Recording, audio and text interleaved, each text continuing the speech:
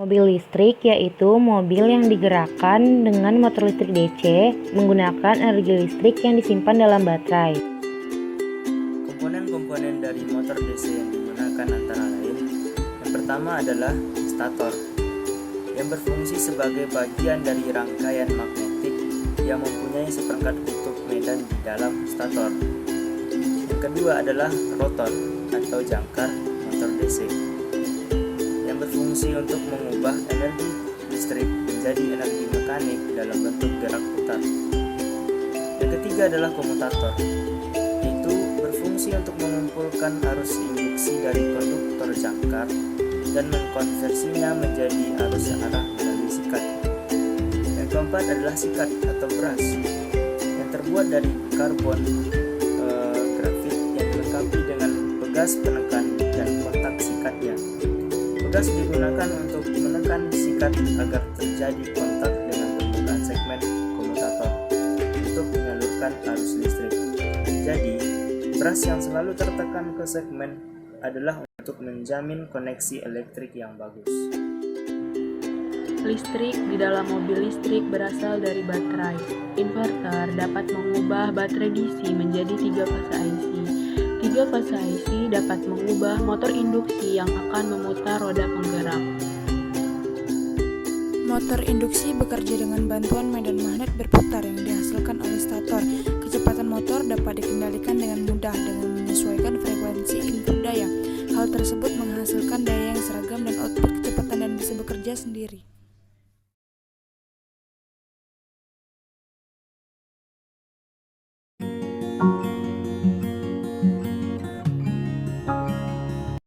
Baterai merupakan bagian yang paling mendasar pada kendaraan berlistrik.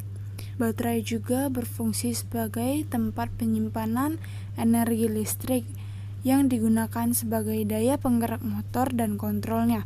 Baterai merupakan proses elektrokimia, di mana pada saat pengisian energi listrik diubah menjadi energi kimia, begitu juga sebaliknya.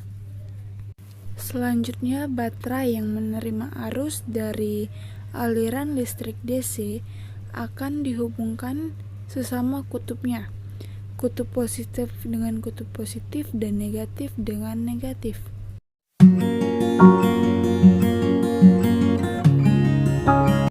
Selanjutnya terdapat rangkaian listrik, di mana rangkaian listrik ini menggunakan arus DC, di mana arus DC ini memerlukan suplai tegangan yang searah pada kumparan medan magnet untuk diubah menjadi energi mekanik.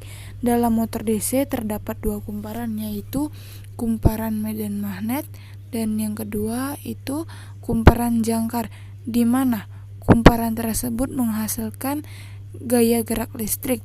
Apabila arus dalam kumparan jangkar berinteraksi dengan medan magnet, maka akan menimbulkan torsi.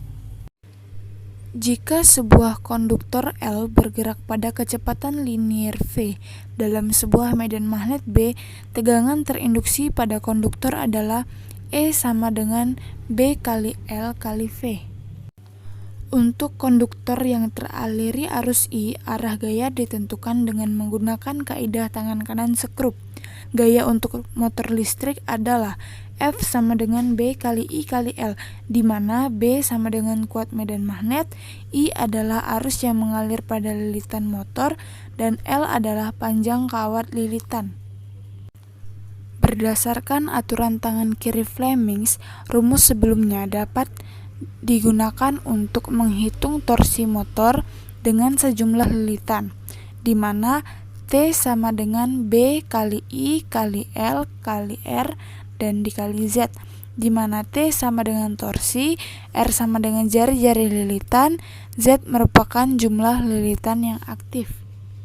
Dalam kendaraan berlistrik, hal yang perlu ditinjau adalah massa total kendaraan dan daya motor listrik.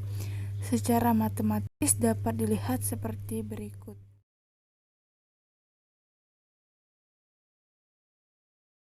Kelebihan dari penggunaan mobil listrik yang pertama adalah ramah lingkungan.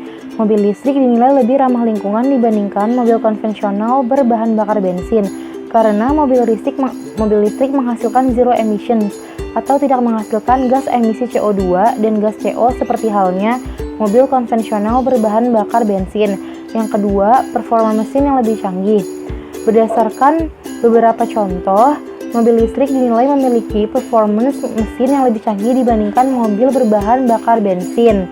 Pada umumnya, suara yang dihasilkan oleh mobil listrik tidak sebising dibandingkan mobil konvensional, sehingga memberikan kenyamanan yang lebih tinggi kepada para penggunanya. Yang ketiga, lebih hemat. Dalam jangka panjang, pembelian mobil listrik dinilai lebih hemat dibandingkan dengan mobil biasa, karena jangka pemakaiannya yang lama dan biaya perawatannya yang lebih murah dibandingkan dengan mobil konvensional.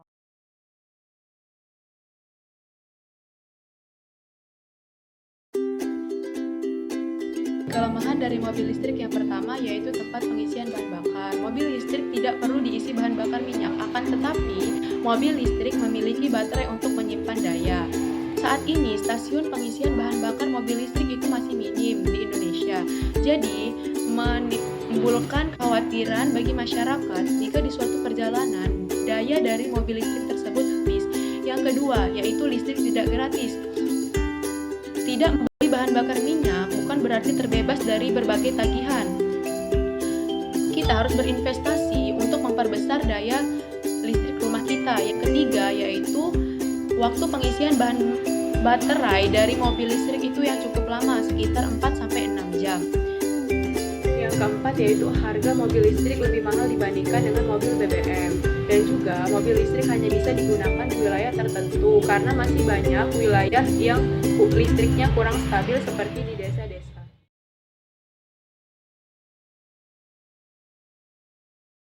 Perbedaan mobil bahan bakar minyak dan mobil listrik. Satu, dari segi sumber tenaga. Mobil bahan bakar minyak menggunakan mesin pembakaran sebagai penggerak utama mobil. Bahan bakar minyak dipasok ke dalam mesin yang hasil pembakarannya itu bisa menggerakkan si piston. Kemudian gerakan linear dari piston itu bisa ditransfer menjadi gerakan putar menggunakan mekanisme slider crank. Kemudian terdapat transmisi untuk mentransfer gerakan putar ini ke roda penggerak. Nah, sedangkan pada mobil listrik, sumber energinya berasal dari baterai. Kemudian terdapat inverter yang dapat mengubah daya baterai DC menjadi 3 fase AC. Nah, yang dapat digunakan untuk mengubah motor induksi yang akan menggerakkan si rodanya. 2, dari segi kekuatan dan produksi daya.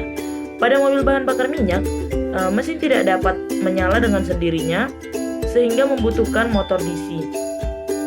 Roda gila juga dibutuhkan untuk menambahkan kehalusan atau kelancaran daya dan alternator untuk mengisi dayanya. Hal ini menyebabkan bahan bakar minyak itu berat. Nah, sedangkan di mobil listrik tidak demikian. Motor induksi yang digerakkan oleh stator, kecepatan motor yang dapat dikendalikan dengan mengatur frekuensi dan input power AC. Semua itu menghasilkan tenaga dan kecepatan output yang seragam dan dapat menyala sendiri. Begitu. Nah, untuk ketiga, dari segi lama pengisian baterai.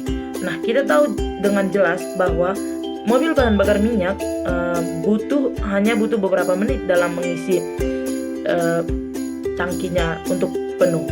Nah, sedang kepada mobil listrik itu membutuhkan 1 jam atau bahkan sampai 3 jam dalam mengisi dayanya agar baterainya itu full. Begitu. Nah, 4, dari segi torsi dan daya yang dihasilkan. Untuk mobil listrik tidak membutuhkan transmisi yang kompleks dan kecepatan dapat langsung dikontrol dari si mobilnya. Sedangkan di mobil BBM, mesin pembakarannya itu tidak dapat menghasilkan melebihi rentang kecepatan yang tertentu. Mobil listrik juga dapat menghasilkan torsi yang besar meskipun baru dihidupkan karena responnya yang cepat dan seketika itu. Begitu.